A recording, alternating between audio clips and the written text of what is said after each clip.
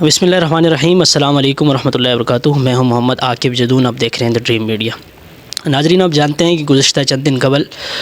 Chief justice of Pakistan نے قادیانیوں کے متعلق ایک انتہائی متنازع فیصلہ صادر فرمایا تھا، جس کے بعد ملک کے مختلف حصوں میں اس کے خلاف احتجاج بھی ہوا اور بالخصوص سوشل میڈیا پر ایک انتہائی تشویشناک صورتحال پیدا ہو گئی، جس کے بعد گزشتہ کل 26 فروری کو سپریم کورٹ آف پاکستان میں اس فیصلے پر نظر ثانی ہوئی۔ ہمارے ساتھ اس وقت جو شخصیت موجود ہیں وہ وفاق المدارس العربیہ اسلام آباد کے مسئول حضرت مولانا مفتی عبدالسلام صاحب ہیں، تو ان سے اس حوالے سے بات کرتے ہیں۔ وہ کل کمرہ عدالت میں موجود تھے، اس حوالے سے بھی بتائیں گے، لیکن حضرت پہلے تھوڑا سا اس کیس اور کے اوپر جو متنازع فیصلہ ہوا تھا اس بارے میں تھوڑا سا ہمیں آگاہ کیجیے۔ بسم اللہ الرحمن الرحیم، نحمدہ ونصلی علی رسولہ الکریم، اما بعد۔ سب سے پہلی بات تو یہ ہے کہ اس کیس کو سمجھنا چاہیے، تو کیس کے سمجھ لینے کے بعد پھر یہ جو اگلی بات سوشل میڈیا پر دو رائے بن رہی ہے، تو پھر دو رائے نہیں بنے گی، وہ ایک ہی رائے ہونی چاہیے۔ پھر کیس بڑا سمپل سا ہے، سادہ سا کیس ہے۔ کیس یہ ہے کہ چناب نگر میں، جس کا پرانا نام ربوہ تھا، وہاں مرزا قادیانی کا بیٹا مرزا بشیر، اس کی ایک تفسیر ہے تفسیر صغیر، اور اس تفسیر صغیر میں باقاعدہ تحریف کی گئی ہے، اور اس میں کئی مواقع پر آغاز سے ہی اس میں تحریف ہوئی ہے۔ وَبِالْآخِرَةِ هُمْ يُوقِنُونَ کا وہ ترجمہ کر رہے ہیں یا اس کا مطلب بتا رہے ہیں کہ آئندہ کی پیشنگوئی پر یا آئندہ کے اس کے اوپر میں یقین رکھتا ہوں، آخرت کے بجائے اس کو آئندہ کے معنی میں لے رہا ہے، اور اس میں مرزا قادیانی کو شامل کر رہا ہے۔ پھر آگے چل کر کے اور جگہوں میں بھی اسی طرح کی چیزیں ہیں۔ پھر سب سے بڑی بات یہ ہے کہ تحریف کے ساتھ ساتھ اس کو چاپنے والی جماعت وہ قادیانی ہے۔ جو مسلمانوں کو بات سمجھنی چاہیے، وہ بڑی بنیادی اور ایک عام فہم بات ہے کہ قادیانیوں کی طرف سے اس تفسیر کو چاپا جا رہا ہے۔ پھر ایک قادیانی مبارک شاہ یا مبارک جو بھی نام ہے، وہ آگے اس کو تقسیم کر رہا ہے۔ تو قادیانیوں پر آئینی لحاظ سے پابندی ہے کہ وہ اپنے عبادت خانے کو مسجد نہیں کہہ سکتے، اس کی شکل صورت وہ نہیں بنا سکتے، قرآن کریم کو وہ پبلش کر کے وہ اشاعت نہیں کر سکتے، تقسیم نہیں کر سکتے۔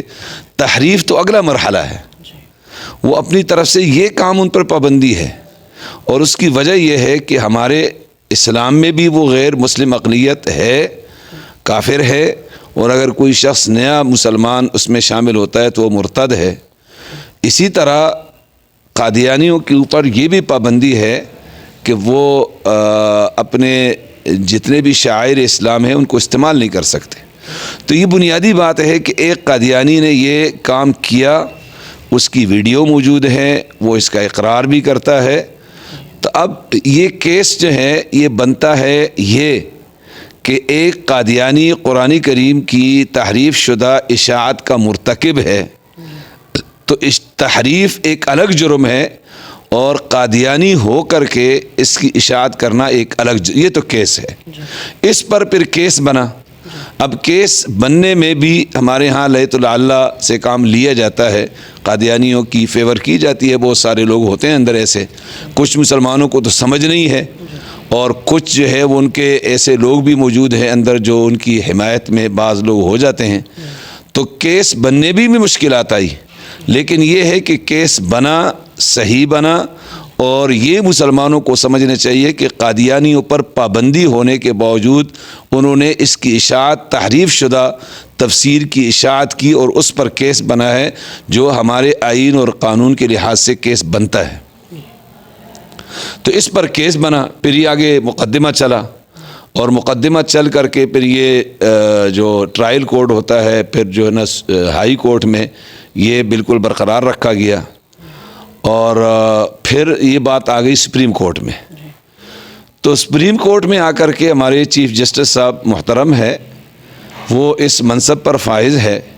ان کو ملک کی حساسیت کا، ختم نبوت کے عقیدے کے حوالے سے مسلمانوں کی وابستگی کا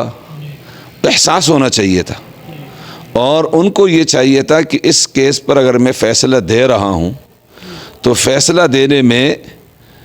مجھے احتیاط سے کام لینا چاہیے، جو کہ میں یہ سمجھتا ہوں کہ ہماری عدالت نے احتیاط سے کام نہیں لیا، اور اس سے ملک کے اندر ایک ہیجانی کیفیت جو ہے وہ پیدا ہو گئی۔ تو کل آپ کمرہ عدالت میں موجود تھے، چیف جسٹس نے اس فیصلے پر نظر ثانی کی، تو آپ نے کیا محسوس کیا وہاں جو رویے تھے چیف جسٹس آف پاکستان کے، دیگر جج صاحبان کے، اور جو اس کے اوپر نظر ثانی ہوئی کمرہ عدالت میں جو کارروائی ہوئی، اس سے آپ کس قدر مطمئن ہیں؟ بات یہ ہے کہ اس کیس کو تو ہر صورت میں جو ہماری عدلیہ ہے اور ہماری عدالت ہے اور چیف جسٹس صاحب ہے، ان کو اس پہ نظر ثانی ہر صورت میں کرنی ہے۔ ہم یہ نہیں کرتے کہ ہم درخواست کرتے ہیں، یہ کرنی ہے۔ اس کی وجہ یہ ہے کہ یہ فیصلہ بڑا عجیب سا ہوا ہے۔ اس میں کچھ لوگ کہتے ہیں کہ قادیانیوں کا نام تو نہیں ہے فیصلے میں، بھائی کیس قادیانیوں سے متعلق ہے، اس میں آگے چیف جسٹس صاحب لکھتے ہیں کہ ہر شہری کو مذہبی آزادی کا حق حاصل ہے، تو کیس جب قادیانی کا ہے اور قادیانیوں کا ہے، اور آگے چیف جسٹس صاحب فیصلے میں یہ لکھ رہے ہیں کہ ہر شہری کو مذہبی آزادی کا حق حاصل ہے، تو کیس وہاں سے قادیانیوں کا چلا آ رہا ہے، تو اس کا مطلب یہ ہے کہ چیف جسٹس صاحب جو ہم سمجھتے ہیں وہ یہ کہنا چاہ رہے ہیں کہ قادیانیوں کو بھی مذہبی آزادی کا حق حاصل ہے، جو پاکستان میں کسی بھی صورت پر قابل قبول نہیں ہے۔ اور اس میں ایک بات عرض کروں کہ یہ جو فیصلہ ہوا ہے اور چیف جسٹس صاحب نے فیصلہ کیا ہے، اس فیصلے میں خرابی یہ ہے کہ آج تو ہمارے چیف جسٹس صاحب یہ کہہ رہے ہیں، یہ ہمارے پاکستانیوں کو، مسلمانوں کو یہ بات بہت غور سے سمجھنی چاہیے، وہ یہ ہے کہ فیصلہ، یہ جو آج کل ہمارا عدالتی نظام ہے، اس میں فیصلے آگے چل کر کے نظیر بنتے ہیں۔ اب یہ فیصلہ اگر اسی طرح رہا تو اس کا مطلب یہ ہے کہ 1 سال 2 سال 3 سال کے بعد پھر قادیانیوں کا ایک مسئلہ آئے گا، اور جب ان کا مسئلہ آئے گا تو جج بطور نظیر کے، وکیل جو بطور نظیر کے اس کیس کو پیش کرے گا کہ جی یہ کیس قادیانیوں کے خلاف تھا، ان کی ایک تحریف شدہ تفسیر کے خلاف کیس تھا، اس میں سپریم کورٹ کا یہ فیصلہ ہے،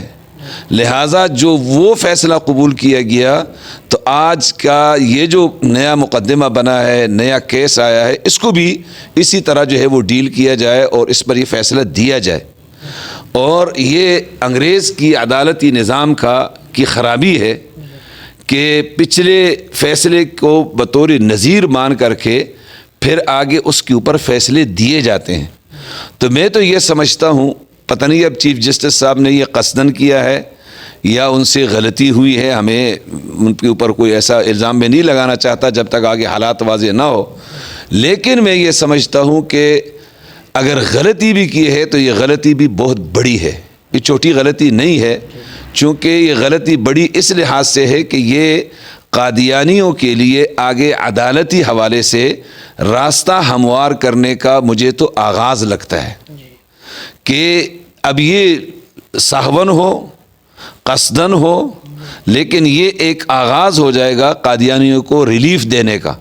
پھر آگے ایک اور جج تھوڑا سا یہ کرے گا، پھر ایک اور جج کرے گا، اور اس کا نتیجہ یہ کہ جو ہمارا آئین ہے اس آئین میں پھر آگے مشکلات پیدا ہو جائیں گی اس کے اوپر عمل درآمد میں، اس حوالے سے قادیانیوں کے حوالے سے تو پھر یہ مسئلہ مشکل ہو جائے گا۔ اس لیے اس موقع پر علماء کی اور عوام کی، مسلمانوں کی، سب کی بہت بڑی اہم ذمہ داری ہے کہ جب تک یہ فیصلہ ختم نہیں ہوتا، جب تک جو ہے اس فیصلے کے اوپر